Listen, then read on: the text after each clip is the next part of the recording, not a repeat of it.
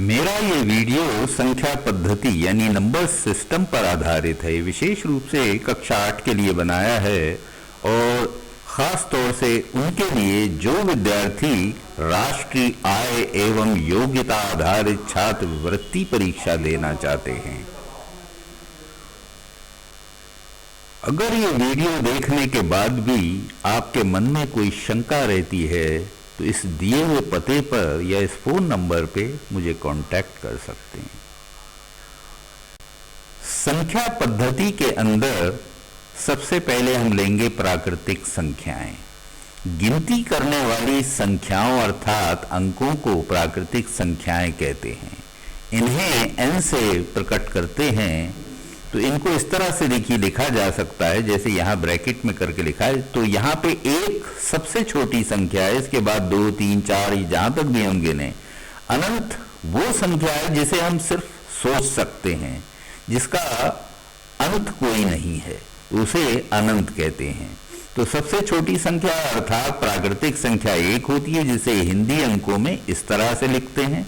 और सबसे बड़ी संख्या का कोई अंत नहीं है, इसे अनंत कहते हैं और इसे इस तरह से दर्शाते हैं। पूर्ण संख्याएं। तो प्राकृतिक संख्याओं और पूर्ण संख्याओं में सिर्फ 0 का अंतर है, अर्थात प्राकृतिक संख्याओं में जब 0 भी जोड़ दिया गया तब ये पूर्ण संख्याएं बन गईं। या आप यूं कह सकते हैं कि प्राकृतिक संख्याओं के समूह में जब 0 को शामिल कर लिया गया तो ये नया समूह पूर्ण संख्याओं का समूह कहलाया जाने लगा और इस संख्याओं के समूह को W से दर्शाया जाने लगा। तो W is equal to 1, 2, 3, 4 up to infinity, यानी 0 से लेके अनंत तक जितनी संख्याएं हैं इनके समूह को पूर्ण संख्याएं कहते हैं।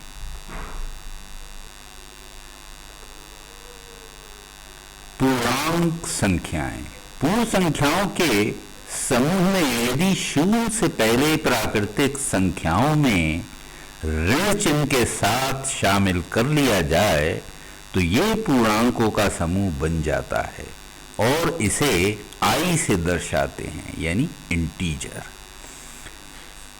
तो इसमें i इज इक्वल टू ये माइनस इंफिनिटी से लेके प्लस इंफिनिटी तक आ जाएगा। देखिए 0 से पहले जितनी संख्याएं -1, -2, -3, माइनस अनंत तक, ये सब ऋणात्मक पूर्णांक कहलाएंगे और 1 से लेके अनंत तक ये धनात्मक पूर्णांक कहलाएंगे और 0 0 ही कहलाएगा, यानी 0 पूर्णांक।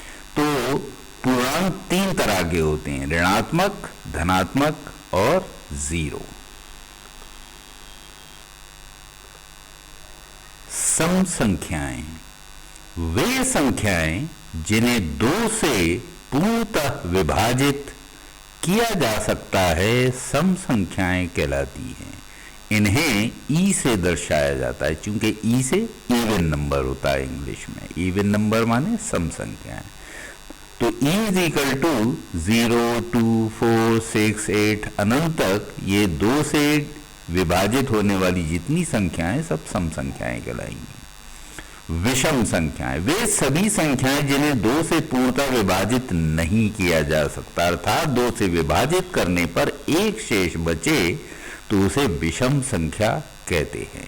इन्हें O से दर्शाते हैं। O से चूंकि ऑड होता है। O इज इक्वल टू 1, 3, 5, 7 अनंत तक, यानी एक के बाद इसमें 2 अगर जोड़ते चले जाएं, जितने भी नंबर हैं ये सब विषम संख्याएं हैं। क्योंकि हर हालत में से अगर 2 से डिवाइड करेंगे तो एक शेष बचता है।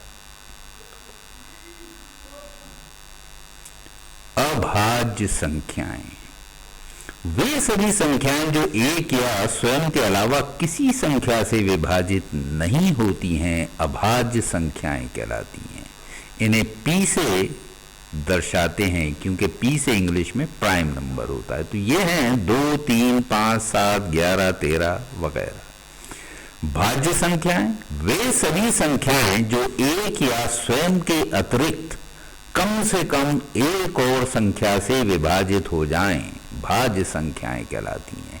इन्हें C से प्रदर्शित करते हैं, चूंकि सी से कंपोजिट होता है। इंग्लिश में कंपोजिट माने वो संख्याएं जो 2 से ज़्यादा नंबरों से डिवाइड हो सकती हैं, जैसे 4, 6, 8, 9, 12 वगैरह वगैरह। तो चूंकि 4 के गुणक जैसा आप यहाँ देख रहे हैं ये हैं 1, 2 और 4, यानी 1, 2 और 4 से ही डिवाइड हो सकता है। तो 2 से ज़्यादा गुणक है इसलिए कंपोजिट नंबर यानी भाज्य संख्या है। 6 के गुणक हैं 1, 2, 3, 6, यानी इन 4 नंबरों से ये विभाजित किया जा सकता है, तो ये भी भाज्य संख्या है। साधारण भाषा में हम कह सकते हैं कि वे संख्याएं जिनके गुणक 2 से अधिक होते हैं उन्हें भाज्य संख्या कहते हैं। तो अब देखिए हमारे कोष्ठकों के प्रकार व प्रयोग। तो गणित में कोष्ठकों का प्रयोग बड़ा महत्वपूर्ण है। इनके बगैर लंबे चौड़े गणना क्रम को नहीं किया जा सकता। ये कोष्ठक इस प्रकार दर्शाए जाते हैं। तो पहला है देखिए रेखा की तरह ये रेखा कोष्ठक, ये 2 छोटे ब्रैकेट तो इन्हें छोटा कोष्ठक, इन्हें मंझला कोष्ठक और इन्हें बड़ा कोष्ठक कहते हैं। तो ये इसी क्रम में अंदर से बाहर प्रयोग किए जाते हैं। यानी सबसे पहले देखिए ये रेखा वाला, फिर ये वाला, फिर ये, यानी सबसे पहले रेखा वाला, फिर छोटा, फिर मंझला, फिर बड़ा कोष्ठक। इस तरह से इन्हें हल किया जाता है। इनका विशेष महत्व है। किसी भी कोष्ठक से पहले यदि ऋण चिन्ह आ जाए तो कोष्ठक को खोलने पर अंदर के चिन्ह बदल जाते हैं। अब देखिए यहाँ पे एक उदाहरण मैंने लिया है कि अगर हम इस तरह से नंबर्स लें तो अब देखिए ये सबसे पहले ये रेखा जो खिंची हुई है 8 और 3 के ऊपर, इसको हल करेंगे, अंदर से हल करते हुए आएंगे। 8 और 3 11 हो गए और ये ब्रैकेट रेखा वाला हट गया। 15 में से 11 गए 4, अब 23 में से 4 गए 19, 35 में से 19 गए 16। तो ये अंदर से हम बाहर की तरफ आ रहे हैं और 27 में से 16 गए 11। तो इस तरह से इसको हल करेंगे। बॉडमास, तो ये एक तरीका है कि किस तरह से कैलकुलेशंस में अलग अलग चिन्ह जो हैं वो लिए जाते हैं, किस ऑर्डर में लिए जाते हैं, किस क्रम में लिए जाते हैं। हिंदी में इसको हम कहेंगे को से कोष्ठक यानी ब्रैकेट, का से का, जैसे 1 का दूसरा भाग या 5वां भाग, तो इस तरह से हम का यूज करते हैं। इंग्लिश में उसे ऑफ से लेते हैं, यहाँ ओ लिया है। भाग यानी डिवीजन, गुणा यानी मल्टीप्लिकेशन, योग यानी एडिशन, घटाना यानी सब्ट्रैक्शन। तो इसी ऑर्डर में, यानी सबसे पहले ब्रैकेट लेंगे, फिर ऑफ लेंगे, फिर डिवीजन, फिर मल्टीप्लिकेशन, फिर एडिशन, फिर सब्ट्रैक्शन। तो गणित के किसी भी जटिल गणना क्रम में कोष्ठक और बॉडमास का विशेष महत्व है। अगर हम इस क्रम को सही प्रकार से उपयोग में न लाएं तो हमारा उत्तर सही नहीं आएगा। जैसे यहाँ एक मैंने देखिए एग्जाम्पल लिया है, इसमें एक बड़ा टिपिकल ये मैंने केस लिया है आपके क्लास के हिसाब से। तो अब इसको कैसे हम हल करेंगे, तो देखिए सबसे पहले ये रेखा खींची हुई है। अब इस रेखा के अंदर भी यहाँ मल्टीप्लिकेशन है और यहाँ सब्ट्रैक्शन है, यानी यहाँ गुणा और यहाँ घटाना। तो आप देखिए गुणा पहले है, मल्टीप्लाई, और सब्ट्रैक्शन सबसे आखिर में है। तो पहले गुणा करेंगे, 3 दूना 6, 6 में से 4 गए 2। तो अब 2 को यहाँ ये 2 रह गया, इस 2 को 2 से भाग देंगे। इसके बाद ये ब्रैकेट खुलेगा। अब आगे देखिए,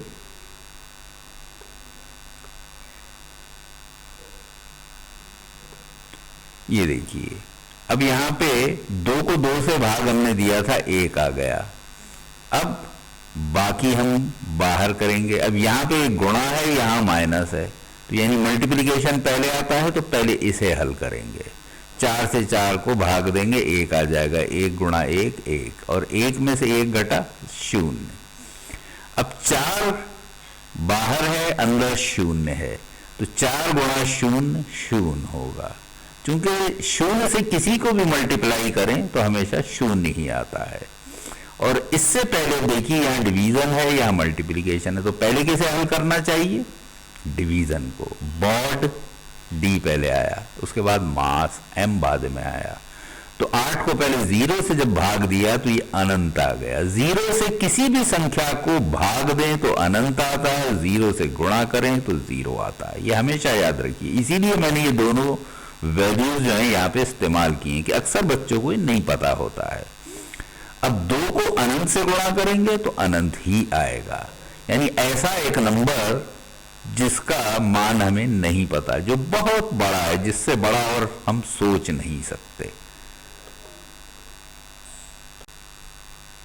परिमेय संख्या वे सभी संख्याएं जिन्हें हम p बटा q के रूप में दर्शा सकते हैं जहां p तथा q पूर्णांक हैं, परंतु q शून्य नहीं होना चाहिए।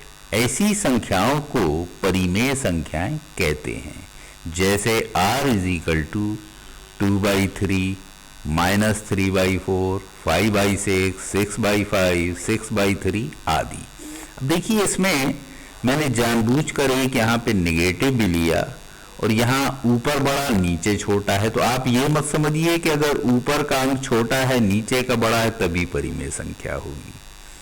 ये फिर भी अगर p/q की फॉर्म में रखे जा सकते हैं तो ये परिमेय संख्या होगी। और अगर यहाँ 3 से 6 पूरा विभाजित हो रहा है, 6/3 है, यानी 2 आ जाएगा आंसर, लेकिन फिर भी हम इसे परिमेय संख्या कह सकते हैं। तो इसमें अक्सर बच्चों को धोखा होता है, इसलिए मैंने इस तरह के एग्जाम्पल यहाँ पे लिए हैं। तो देखिए, अब यहाँ पे हम परिमेय संख्याओं के बीच समदूरस्थ संख्याएं ज्ञात करने की विधि डिस्कस करेंगे। यानी अगर कोई दो परिमेय संख्याएं जैसे ऊपर दी थी, वो दी भी है, उनके बीच में किस तरह से नंबर इंसर्ट किए जा सकते हैं या डाले जा सकते हैं। माना a तथा b दो परिमेय संख्याएं हैं और इनके बीच हमें n समदूरस्थ संख्याएं ज्ञात करनी है, यानी जिनके बीच की दूरी बराबर, उसे समदूरस्थ कहेंगे। तो सबसे पहले स्टेप क्या होगा, पहले बड़ी संख्या से छोटी संख्या का अंतर ज्ञात करिए, अर्थात b माइनस a। अगर यहाँ पे b बड़ी है a छोटी है तो b माइनस a निकाल लेंगे। नंबर 2 स्टेप, जितनी संख्याएं इस अंतराल में ज्ञात करनी है उससे एक अधिक ज्ञात करके, अगर मान लीजिए n ज्ञात करनी है तो n+1 लेंगे, अंतर को n+1 से विभाजित करेंगे और ये जो b माइनस a आया था इसको n+1 से डिवाइड कर देंगे। तो ये आ जाएगा समान अंतराल, यानी common difference, that is equal to b minus a upon n+1। तो इस अंतराल को छोटी परिमेय संख्या में जोड़ते चले जाएं जब तक बड़ी संख्या ना प्राप्त हो जाए। तो ये मेथड जो है, इससे हम बीच में परिमेय संख्याएं डाल सकते हैं किसी भी दो नंबर्स के बीच में। तो अब हम एक उदाहरण ले रहे हैं। तो यहाँ पे देखिए 2 व 3 के बीच 3 परिमेय संख्या ज्ञात करनी है। तो देखिए सबसे पहले क्या करेंगे, दोनों का अंतर लेंगे, यानी बड़ी थी 3, छोटी 2, तो 3 में से 2 को घटा दिया। 3 संख्याएं ज्ञात करनी है तो इससे एक अधिक लें, अर्थात 3+1 यानी 4 लेंगे। दोनों संख्याओं के अंतर को इस संख्या से भाग देंगे, यानी 3+1 4 से। तो यहां देखिए समान अंतराल यानी common difference is equal to 3 - 2 upon 3+1। तो इसके बाद प्रथम परिमेय संख्या जो थी वो हो जाएगी, जो सबसे छोटा हमारा नंबर था, यहाँ 2 था, तो इस 2 में ये जो अंतराल है, ये जो कॉमन डिफरेंस निकाला है, इसे जोड़ देंगे। तो ये आ गया 2 + 1/4। तो यहाँ 4 एलसीएम लिया तो 4 × 2 = 8, 8 + 1/4 यानी 9/4। ये पहली परिमेय संख्या हो गई जो इसके बीच में डाली जा सकती है। दूसरी परिमेय संख्या निकालने के लिए जो पहली निकाली इसमें फिर 1/4 जोड़ देंगे, जो अंतराल था हमारा, कॉमन डिफरेंस था। तो 9/4 + 1/4 10/4 हो गया। तीसरी परिमेय संख्या निकालने के लिए अब जो दूसरी आई यानी 10/4, इसमें फिर 1/4 जोड़ देंगे तो ये हो जाएगा 11/4। यहीं पे हमारा काम खत्म हो जाएगा, तीसरी आ गई। चूंकि अब अगर और हम 1/4 जोड़ेंगे तो ये 12/4 हो जाएगा, यानी जो बड़ी संख्या थी वो आ जाएगी, 4 × 3 = 12। अर्थात संख्याएं इस प्रकार हैं 2, 9/4, 10/4, 11/4 और सबसे बड़ी हो जाएगी 3 जो दी हुई थी। तो इनके बीच में ये 3 देखिए संख्याएं आ गई 9/4, 10/4, 11/4। इसे इस प्रकार भी लिख सकते हैं 8/4, 9/4, 10/4, 11/4, 12/4। 3 को 12/4 लिखा जा सकता है। आरोही क्रम। आरोही क्रम वो क्रम होता है जिसमें संख्याओं को छोटे से बड़े क्रम में रखा जाता है। अवरोही क्रम। अवरोही क्रम वो क्रम होता है जिसमें संख्याओं को बड़े से छोटे क्रम में रखा जाता है। तो इंग्लिश में इसे असेंडिंग ऑर्डर और इसे डिसेंडिंग ऑर्डर कहते हैं। तो इसके बाद हम लेंगे योगात्मक प्रतिलोम। तो वो संख्या जिसको दी गई संख्या में जोड़ दिया जाए तो वो शून्य हो जाए, ऐसी संख्या को योगात्मक प्रतिलोम कहते हैं। जैसे 2 का योगात्मक प्रतिलोम -2 है, क्योंकि दोनों को जोड़ने पर शून्य आता है। इसे विपरीत या उल्टा भी कह सकते हैं। इसके बाद हम लेंगे गुणात्मक प्रतिलोम। ऐसी संख्या जिसे दी गई संख्या से गुणा करने पर गुणनफल 1 आए, गुणात्मक प्रतिलोम कहा जाता है। जैसे 2 का गुणात्मक प्रतिलोम 1/2 है, क्योंकि 2 गुणा 1/2 = 1। तो परिमेय संख्याओं को दशमलव संख्याएं में अगर बदलना हो तो क्या करेंगे? यदि अंश को हर से भाग दिया जाए तो दशमलव संख्या ज्ञात हो जाती है। जैसे 1/2 है, इसको हल करने के लिए, दशमलव में बदलने के लिए हम क्या करेंगे? 1 को 2 से भाग दे देंगे। अब देखिए यहाँ पे 1 तो विभाजित हो नहीं सकता, तो क्या करेंगे? पॉइंट लगा के 0 और रख देंगे, तो 0 पॉइंट, और अब यहाँ हो गया 10, तो 2 पंजे 10, तो यानी 0.5 ये दशमलव में आ गया। दूसरा तरीका क्या है? 1/2 था ऊपर नीचे, 5 से गुणा कर दिया, 5 × 5 और 5 दूनी 10। अब 10 से भाजित करेंगे तो 0.5 आ जाएगा।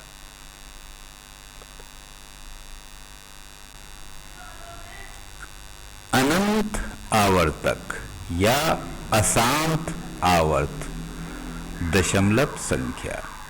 यदि किसी संख्या को दूसरी किसी संख्या से भाग देने पर दशमलव के बाद एक ही संख्या या कुछ अंकों का समूह बार बार आता चला जाए और ये क्रम समाप्त ही न हो तो इसे अनंत आवर्तक दशमलव संख्या कहते हैं। इसे बार बार आने वाले अंक पर बार लगाकर भी दर्शाया जा सकता है या बिंदु भी लगा देते हैं। जैसे 1 को हम 3 से अगर विभाजित करें तो 0.333 ये आता चला जाता है। देखिए यहाँ पे डिवाइड करके मैंने दिखाया भी है कि 3 × 9, फिर 10 में से 1 गया, 10 में से 9 गया, 1 बच गया, फिर 10 में से 9 गया, 1 बच गया, ये 1 बचता ही चला जाएगा, यानी ये 0.333 आता चला जाएगा। तो इसको या तो 0.3 बार लिखेंगे या 0.3 डॉट। इसी तरह 2 को अगर 11 से डिवाइड करें तो यहाँ पे देखिए 0.181818 ये आता चला जाएगा। तो इसको हम 0.18 बार, यानी 1 और 8 के ऊपर बार लग जाएगा। इसका मतलब ये होता है बार बार रिपीट होता रहेगा। तो यहाँ डिवाइड करके भी मैंने दिखा दिया है कि कैसे ये आएगा। तो यहाँ पे देखिए 2 को 11 से विभाजित किया तो 0.1818 और आखिर में फिर 2 बच गया, यानी ये इसी तरह आता ही चला जाएगा 18। तो दशमलव संख्याओं का गुणा किस तरह करते हैं वो भी देख लीजिए। अगर मान लीजिए जो संख्याएं मल्टीप्लाई कर रहे हैं सभी दशमलव वाली हैं तो कैसे उसको हल करेंगे? तो संख्याओं को गुणा करने के बाद दशमलव के बाद संख्याओं में जितने अंक हैं दाहिनी तरफ से उतने अंकों के बाद दशमलव लगा दें। अब जैसे 0.2 है और दूसरा है 0.6, तो यहाँ 1 और 1 2 अंक हैं दशमलव के बाद। अब 6 दूनी 12 हो गया, लेकिन 6 और 2 ये दोनों पॉइंट के बाद हैं, यानी 2 संख्याएं हो गई। तो दाईं तरफ से दूसरे स्थान पे देखिए पॉइंट लगा दिया।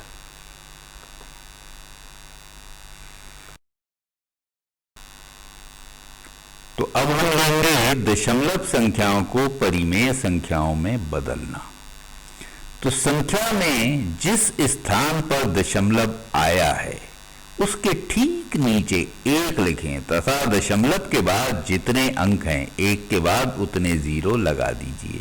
देखिए यहाँ पे हमने दिया है 3.156 इज इक्वल टू, अब क्या करेंगे, यहाँ पे जो 3 के बाद दशमलव लगा है इसके नीचे बटे में करके 1 लिख दीजिए और दशमलव के बाद है 1, 5, 6 यानी 3 संख्याएं हैं तो 1 के बाद 3 जीरो लगा देंगे।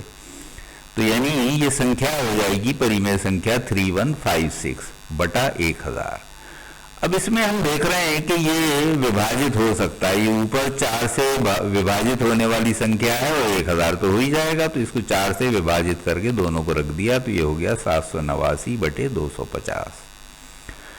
इसी तरह अगर 0.135 है तो यहाँ पे भी देखिए दशमलव के नीचे 1 रखा, 1, 3, 5 3 संख्याएं हो गई, 3 जीरो रख दिया और ये दशमलव इस तरह से हटा देते हैं जीरो रखने के बाद, तो 135 बटे 1000 आ गया। अब इसको 5 से विभाजित किया जा सकता है, तो यहाँ डिवाइड करेंगे 27 आ जाएगा और इसको विभाजित करेंगे 200 आ जाएगा, यानी 27 बटा 200।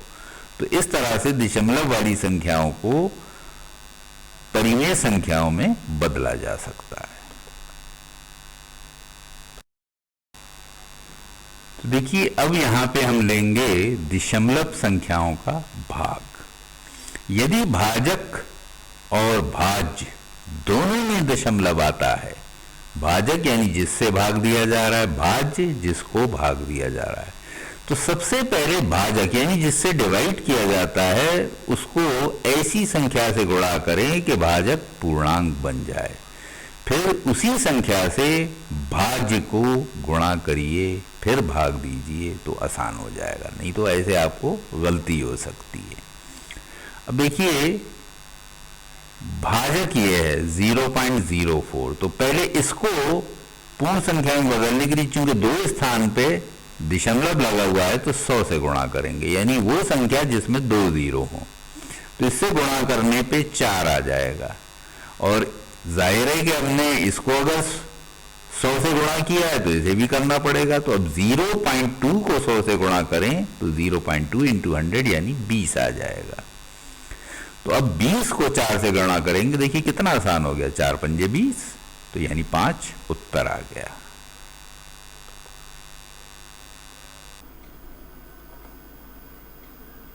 कुछ महत्वपूर्ण योग के सूत्र। तो इसमें देखिए साधारण प्राकृतिक संख्याएं जो हैं ये अगर बहुत सारी दी हुई इनका योग निकालना है तो ऐसे जोड़ना मुश्किल होता है, तो इसका फार्मूला है कि बहुत सारी अगर हैं तो जितनी प्राकृतिक संख्याएं हैं उसको n मान लीजिए, तो फार्मूला हो जाएगा n गुणा n+1 बटा 2। तो n की जगह जो सबसे बड़ी प्राकृतिक संख्या है उसका मान रख दीजिए, मान लीजिए 50 तक आपको निकालना है तो n की जगह 50 रख देंगे, यानी 50 गुणा 51 बटा 2। इसी तरह अगर n स्क्वायर की फॉर्म में है यानी वर्गों का योग निकालना है, प्राकृतिक संख्याओं के वर्गों का योग, तो यहाँ पे फार्मूला होगा n गुणा n+1 गुणा 2n+1 बटा 6। तो यहाँ पे जैसे मान लीजिए 1 square plus 2 square plus 3 square plus 4 square इस तरह की सीरीज दी है और उसका हमें जोड़ निकालना है, तो ऐसे निकालना तो बड़ा मुश्किल है, तो हम ये फार्मूला लगाएंगे तो बड़े आसानी से निकल आता है। इसी तरह प्राकृतिक संख्याओं के घन का अगर हमें योग निकालना है तो यानी 1³ प्लस 2³ प्लस 3³ इस तरह से हैं, अगर n संख्याएं हैं तो उसका फार्मूला है n गुणा n+1 बटा 2 और इस पूरे का वर्ग यानी स्क्वायर। तो ये फार्मूले हैं जिससे इस तरह की प्राकृतिक संख्याओं के योग बड़े आसानी से निकाले जा सकते हैं।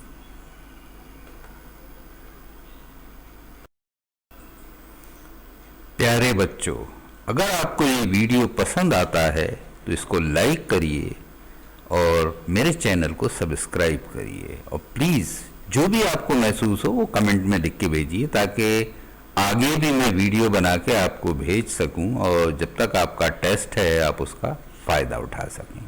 Thank you.